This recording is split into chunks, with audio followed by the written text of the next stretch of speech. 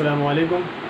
जैसा कि आप सब वाकिफ़ हैं कि हुकूमत बिहार की तरफ से उर्दू मुतरजिम, नायब उर्दू मुतरजिम और उर्दू असिस्टेंट्स की बहाली के लिए बड़े पैमाने पर दरख्वास्तें तलब की गई थी। अभी पूरे बिहार में ही नहीं बल्कि पूरे इंडिया में लॉकडाउन चल रहा है, जिस वजह से इम्तहानात की तारीख़ का ऐलान अभी नहीं किया गया है। उम्मीद करते हैं कि मई या जून में एग्ज़ाम होंगे इसके। बहुत सारे साथियों की तरफ से, दोस्तों की तरफ से ये इसरार किया जा रहा था कि इन सारी आसानियों के लिए क्लासेस का इनेकाद किया जाए। क्योंकि अभी की सूरत हाल में ऑफ़लाइन क्लासेस हम नहीं कर सकते हैं, आप अपने अपने घरों पर हैं, तो आपके लिए ऑनलाइन क्लास का अहतमाम किया जा रहा है।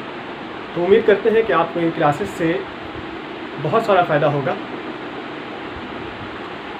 सबसे पहले हम शुरुआत कर रहे हैं मुआविन उर्दू मुतरजिम से। मुआविन उर्दू मुतरजिम की सबसे ज़्यादा आसानियाँ हैं, 1294 पोस्ट है। तो हम आगाज़ इससे कर रहे हैं।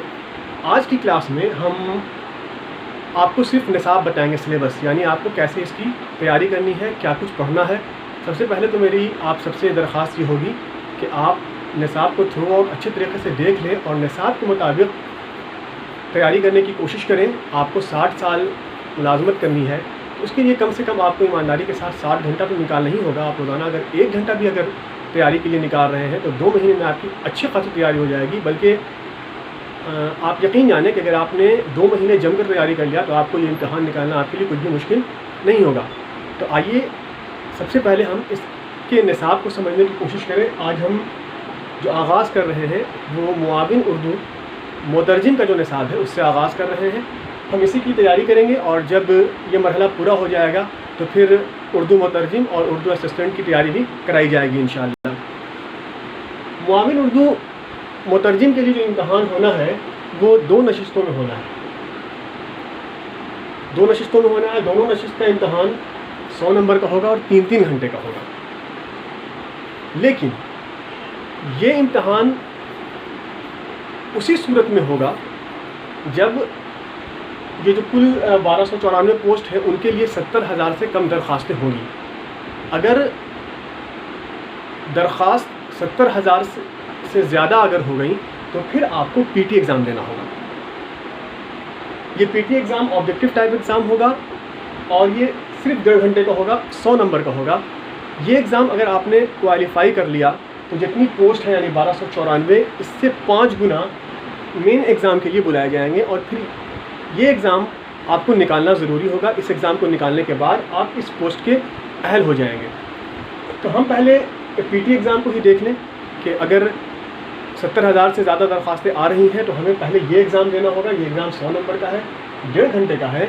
इसका सिलेबस इस तरह से है कि आपको उर्दू क़वायद से वाहिद जमा, तज़कीर व तानीस, अज़दाद, मुहावरे और ज़रबुल अमसाल की तैयारी करनी है। ये सारी तैयारी आपको स्टेप बाय स्टेप कराई जाएगी। आज हम सिर्फ निसाब समझ रहे हैं। उसके बाद तर्जुमा है। तर्जुमा उर्दू से हिंदी, हिंदी से उर्दू, ये भी ऑब्जेक्टिव टाइप क्वेश्चन होगा। इस्तिलाहात है, इस्तिलाहात में भी उर्दू से हिंदी और हिंदी से उर्दू, ये भी ऑब्जेक्टिव टाइप होगा। और मालूमात आम्मा यानी जनरल नॉलेज से सवालात होंगे। ये सारे सवालात ऑब्जेक्टिव टाइप होंगे, इसमें कोई भी क्वेश्चन सब्जेक्टिव नहीं होगा। हाँ, ये एग्ज़ाम जब आप निकाल लेंगे और मेन एग्ज़ाम के अहल हो जाएंगे, मेन एग्ज़ाम में आपसे ऑब्जेक्टिव और सब्जेक्टिव दोनों तरह के सवालात पूछे जाएंगे। मेन एग्ज़ाम 2 नशिस्तों में होगा, यानी 2 सिटिंग में आपको एग्ज़ाम देना होगा और दोनों सिटिंग के एग्ज़ाम 3-3 घंटे के होंगे और 100-100 नंबर के होंगे। पहली नशिस्त का जो इम्तहान होगा उसमें आपको उर्दू क़वायद पढ़नी है, इख्तिसार नवीसी पढ़नी है, यानी किसी मज़मून को कैसे शॉर्ट करते हैं, उसकी तलख़ीस कैसे पेश की जाती है, और मज़मून नवीसी यानी किसी मौजू के ऊपर कोई मौजू आपको दिया जाएगा और उस पर आपको मज़मून लिखना होगा। दूसरी नशिस्त का जो इम्तहान होगा वो सिर्फ तर्जुमे पर मबनी होगा, जिसमें आपको तर्जुमा करना है, हिंदी से उर्दू तर्जुमा करना है, उर्दू से हिंदी तर्जुमा करना है, अंग्रेज़ी से उर्दू तर्जुमा करना है और अंग्रेज़ी से हिंदी तर्जुमा करना है। तो इन सारी चीज़ों की हम आपको मश्क कराएंगे। आज आपके सामने सिर्फ निसाब पेश किया गया है। अगर निसाब के ताल्लुक़ से आपके जहन में कोई सवाल हो तो आप सवाल YouTube के कमेंट बॉक्स में पूछें। आपसे गुजारिश है कि सवाल जो भी पूछें वो YouTube के कमेंट बॉक्स में पूछें। हो सकता है आपको ये वीडियो व्हाट्सएप के ज़रिए से मिले, या हो सकता है आपको ये वीडियो फेसबुक के ज़रिए से मिले। हम मुख्तलिफ़ जगहों से आपके कमेंट कलेक्ट करने में हमें दुश्वारी हो सकती है, इसलिए आपसे गुजारिश है कि आपको कोई भी सवाल पूछना हो तो आप YouTube के कमेंट बॉक्स में पूछें। जब हम अगला लेसन शुरू करेंगे तो उसमें पहले आपके सवालात के जवाब देंगे, उसके बाद आगे का सिलसिला शुरू किया जाएगा। तो हम समझते हैं कि आपको ये निसाब, आज का निसाब अच्छी तरीके से समझ में आ गया होगा और आप निसाब के मुताबिक तैयारी करने के लिए बिल्कुल पूरी तरह से तैयार हो चुके होंगे। तो ज़रूर बताइएगा कि आपको आज का ये सबक कैसा लगा, कि आप निसाब पूरी तौर पर समझ सके हैं। अगर आपके जहन में कोई सवाल है तो कमेंट बॉक्स में ज़रूर पूछिएगा। बहुत शुक्रिया।